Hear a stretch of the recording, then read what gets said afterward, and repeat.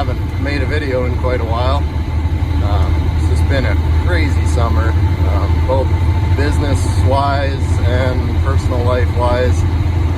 Me and my wife, we had another baby just actually last week, Thursday. Not even a week old yet, depending when you're watching this, I guess. Anyway, that obviously was busy. We had to get a couple bedrooms ready in the house, and then I was renovating my shop. That took a lot of extra time in my evenings and weekends, and I did hire a lot of it done, but I did do a lot of it myself as well. And then obviously work's been really busy too, so haven't really prioritized making too many videos, but I haven't given up on it. If I was better at editing videos, I think I'd do them more. It maybe wouldn't take me so long to put out a video, but anyways, it's October here now, so I think pretty much everybody's done harvesting around home here. The haying is done, everything's done, so it's now just fall repairs and feeding equipment, lots of checkovers and inspections on equipment stuff for the farming season. We've done several engines, kind of as per usual. A couple of interesting projects over the summer for sure. I'm just driving back to my shop right now because I forgot a part that I need for a job that I'm trying to get done today. I got a couple easy jobs today for the helium company, and then I have to go to a customer who had a really big wreck with the older versatile tractor doing some they were breaking some ground, and they busted the axle housing on one of the front, I think it's the front axle, I haven't been to it yet. On the front axle, busted the whole axle housing out of it, so we're gonna have to jack the whole frame of the tractor up and then lower the axle enough to pull the one trumpet off and pull it out the side of the machine. That's my idea, or my guess as to how it's gonna work, but I really can't say for sure until we get there, but we'll see what happens. And we've got a ton of service calls coming up that we got to get to. You know, I took a few days off with the birth of this kid, but man, oh man, seems like you take a couple days off and you're just catching up for the next 3 weeks. It's just been crazy. But anyway, I'll catch up to you when we're back. Well guys, while we're here, figured I'd show you the shop. So I didn't replace the overhead door. It was just too expensive, especially right now. $9,000 touch to put a new one of them in. So obviously waited on that because the rest of this took enough money. So anyway, kind of have a little bit of a parts selection here. A lot of this I had before, but it was not very organized. This is still a little bit messy. I do have one more shelf there that I'd like to put up, but you know, I try to keep some stuff to get you out of a bind, or at least get a job done right away. Got some pots, a couple of U-joints, some hubcaps, wheel seals, most of the common filters for trucks anyway. You can't possibly stock stuff for ag. There's just way too many different options. I've been stocking more fluids, and then behind that shelf is batteries. Just when you're out where we are, 2 hours from the parts store, it's nice to have a few things around. And I'm finally in a position financially to where I can stock a little bit anyway, so that's very nice. Some wheel seals going on here. We do got a high school kid working here. He's a pretty good kid. That's working out okay, so try to keep him busy, and jobs like that are pretty good for him. Yeah, I don't know, it's much brighter in here. If you remember old videos from in here, this light has only got one bulb working, but I cannot find a bulb that works in there, and I've bought like 3 or 4 different ones. They all fit and clip in, but they don't come on, so I don't know. Had a new heater installed because the old one quit me in the fall and they could not get parts for it to fix it. At least that's what they said. And then I installed a exhaust fan up there. So that fan comes on with the switch here on the wall. Just takes a minute. There it goes. So yeah, that's pretty cool. Helps in the winter time when you fire something up. You get a little bit of ventilation in here, or if I'm painting or something. There's a little cat that my daughter was given for her 2nd birthday. It hangs out in here. Definitely not the smartest cat. Yeah. Here's some old liners that we just pulled out of an X15. Oh, I better grab the part that I came in here for. Came in here to get some of this DOT tape. If you can believe it. Got a job to go put some DOT tape on the back of a trailer. Pretty gravy money, I'd say. Yeah, this is a truck here that we just did the in-frame on. It had a drop liner, so we did an in-frame, cut counterbores. We had one coolant leak. Now we're just waiting for a VGT actuator for it, but other than that, that one's done. One of the combines here is here now. I think we got 6 so far this year. This truck here, it got drug here. It needs cylinder head gaskets, or at least one. It's got broken head bolts, which compromise the gasket. That's an N14. That's why I said plural for gaskets. And this tractor here, it's just waiting to go home. Customer brought it here, had coolant in the oil, and it's a belt-driven water pump, so we kind of figured, well, maybe it's a liner O-ring or the oil cooler or something. So we tested the oil cooler and that, and we checked all that out and everything was good. So then we thought, well, it must be liner O-rings. So we pulled the engine out and pressure tested the cooling system and found it leaking out of the front cover. So what had actually happened is the housing that the pump sits in had wore through. It was all eroded there, and it actually had the tiny, well, you couldn't even see a hole, but there was a tiny little hole or something where the coolant, the water, was getting into the front timing cover. So even though it was a belt driven water pump, yeah, it was the water pump housing anyway that was leaking on it. So the engine had to come out anyway to do that repair. So weren't out any time doing that. So, but that one's been done now for a little bit. And then this old gravel truck, guy brought it here. He kind of had a plan. He bought this thing cheap, I guess, and he wanted to put a thing on the back for spreading some road crush to fill pivot tracks. So he wanted to put a hydraulic cylinder back there, but the valve alone was like $800 to put a cylinder in there, and to run the cylinder it was like $800 for the hydraulic portion of it. So I went and bought a 2,000 pound electric DC actuator. So yeah, this is the little chute that we built here for it. Turned out pretty good. So yeah, he's gonna, drive across this field where the pivots are, and hopefully that works for him. If bigger irrigation countries, I know they make pivot track fillers, but we don't have quite that much irrigation around here. So built a bracket up there for the cylinder, and then we mounted a camera to look at it all while he's running. So yeah, we built all this for him. I'm pretty happy with how it turned out. I just hope that it works good for him. It's kind of hard to do with one hand.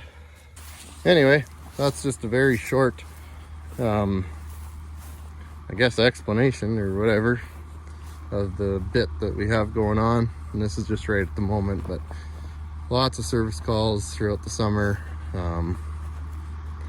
too many to even remember.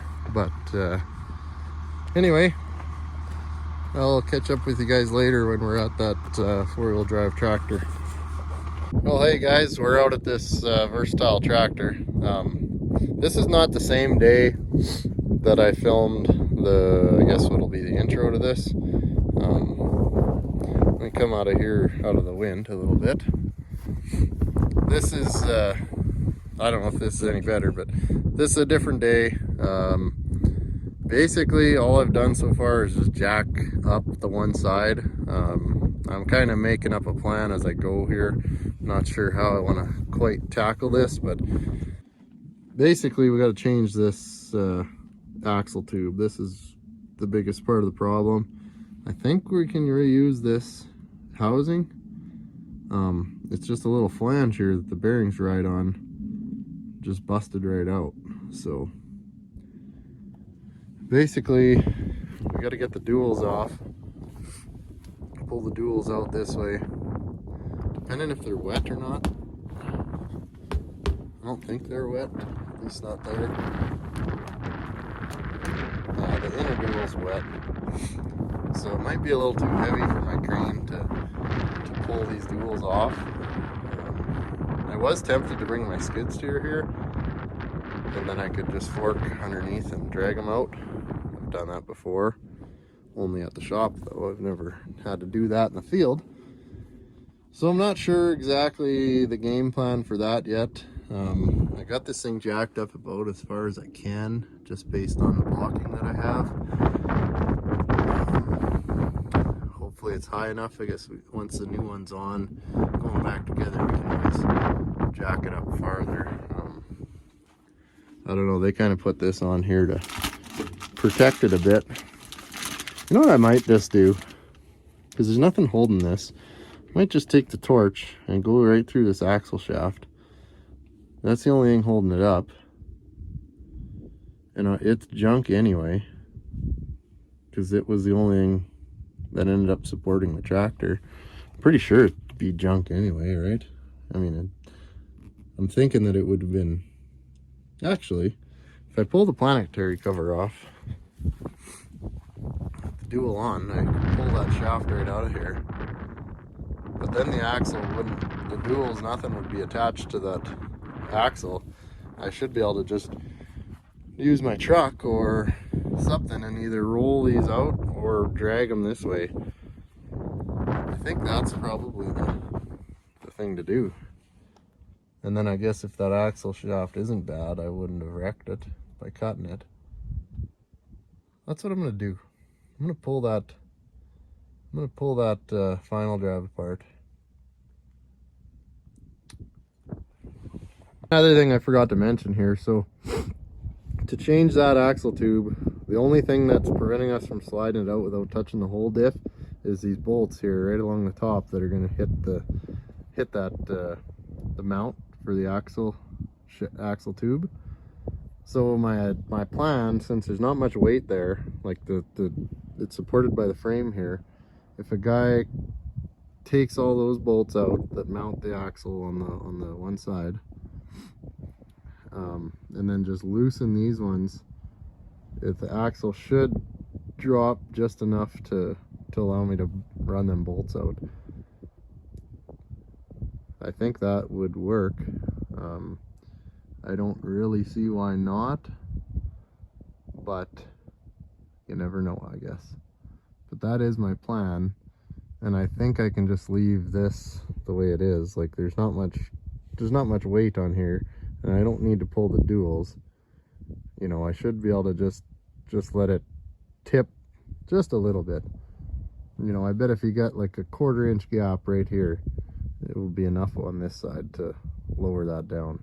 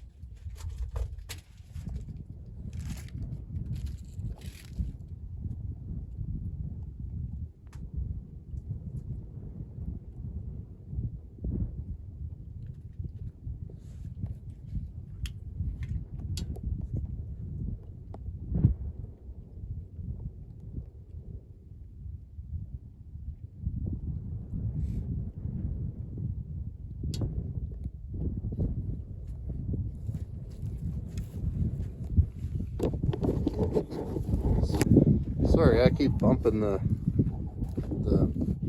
volume up and down button and it keeps recording and stopping, but there's a bunch of tension on that cover, so I don't really want to release it fully with all that tension on there. But you can see here this this axle shaft right there, like it's sitting on it, so it's got a bunch of tension on it there.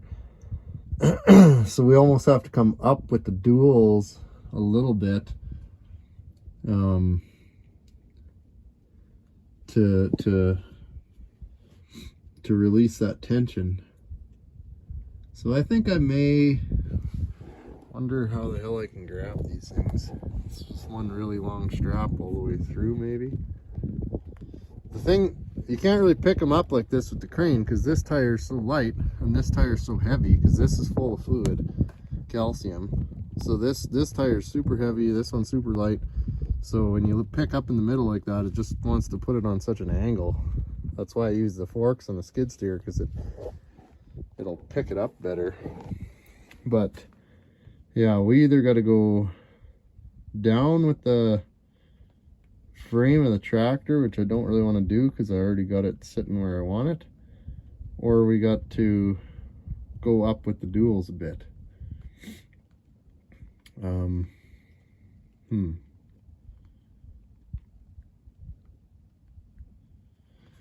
Because these are, oh, I just pulled this, I got a gap up here, like it's trying to, and maybe it'd be okay, I just don't want it to pop off and something to move a whole bunch, you know. I'm not too sure. This is very fluid, we're just going with the flow here. Well, here's what I got going on, and it actually seems to be working. We have made it a little ways. I'm just wondering, I don't know, this is probably the best way to do it, maybe? Not honestly too sure. I mean, it's a fairly simple way to do it.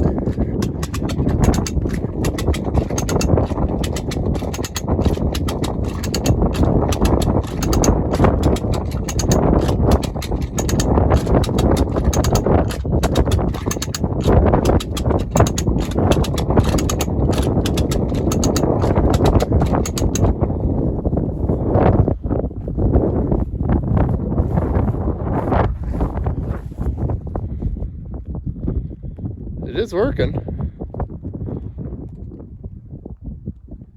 I think we'll just maybe use the crane to pick up on this outer dual a little bit here so that it kind of walks along, helps it walk along. Because you can see right here, that's what we're getting hung up on. It's this little piece, little bit of grass there. This one lug is just digging into that grass. So if we could pick up just a little bit, just to take a bit of the weight, I think that sucker will just slide right on out of there. Well, I'll try to explain what I'm doing. The wind is pretty bad here. I guess if it's too bad, I'll just do a voiceover. It's pretty cold too. I'm not used to this weather yet. My lips are all seized up. Probably talking kind of funny. Anyway, so I'm using this come along like I was in there, and then I just used this double leg lifting chain hooked in the middle there, and it's just looped around into itself to kind of assist in lifting. I think we're down here. Oh yeah, we're just about out. But this is actually working good. It looks like we have about the same amount of length here as what we need to go. So I guess if I run out, I'll have to shorten that strap. But yeah, this is actually working pretty good. I'll try to set you guys up here so we can watch the rest of this. I put a chalk block there on the other side so that when it does come, it's not going to fall right out or go rolling down this hill, sorry. But yeah, this is what we got going on.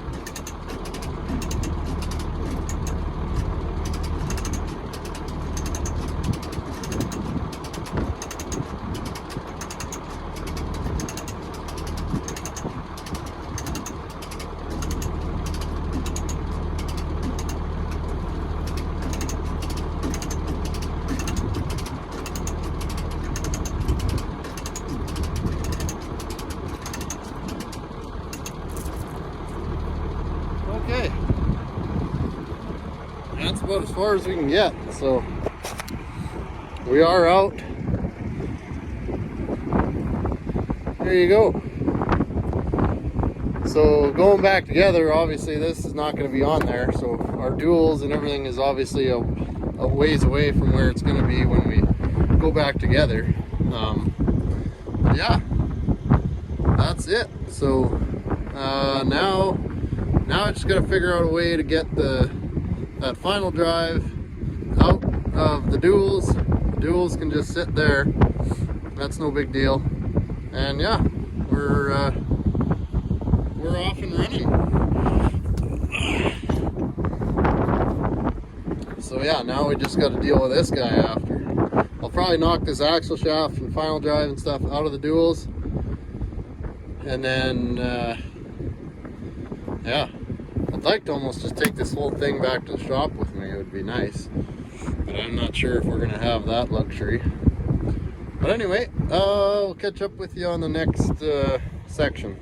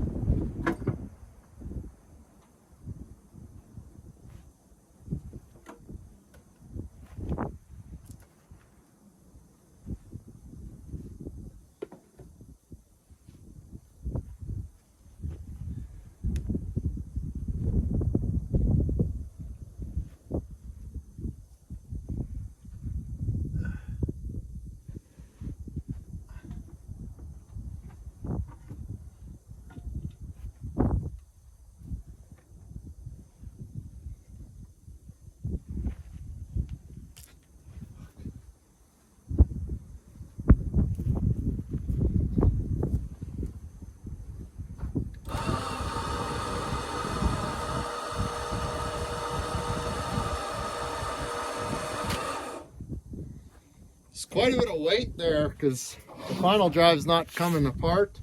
It's still all attached to the end of the axle shaft.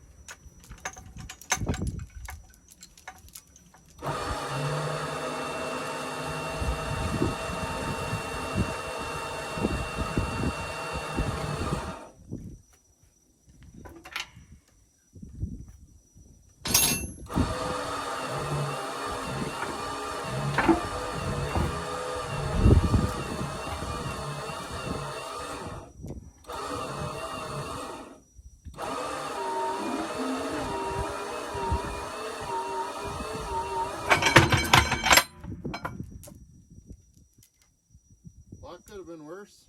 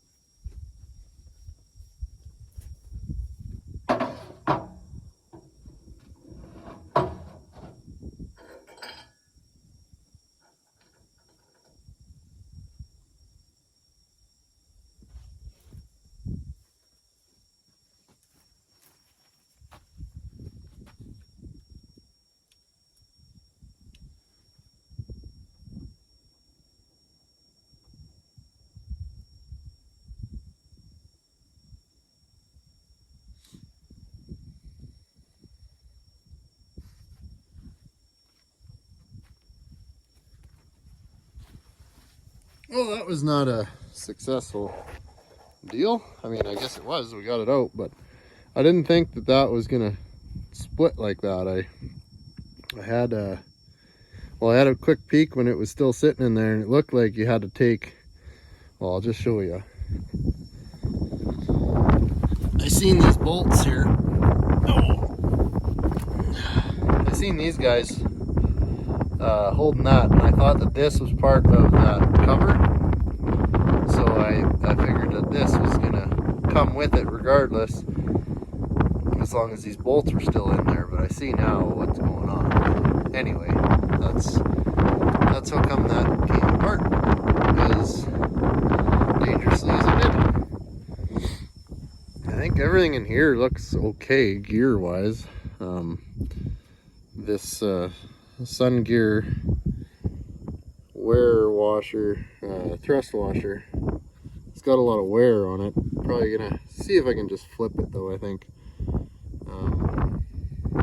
yeah, I've only ever gone into these final drives once before to do a wheel seal, so I'm certainly no expert on how all this comes apart. And maybe this was different when I don't know, when they come apart like they're supposed to as part of an axle and a final drive, they're not bad. But when you're taking it apart like this, where everything is different pieces, or is coming apart differently than it should normally come apart, it's easy to get confused, I guess. Because obviously, if you were to just do a wheel seal, this is a very different procedure.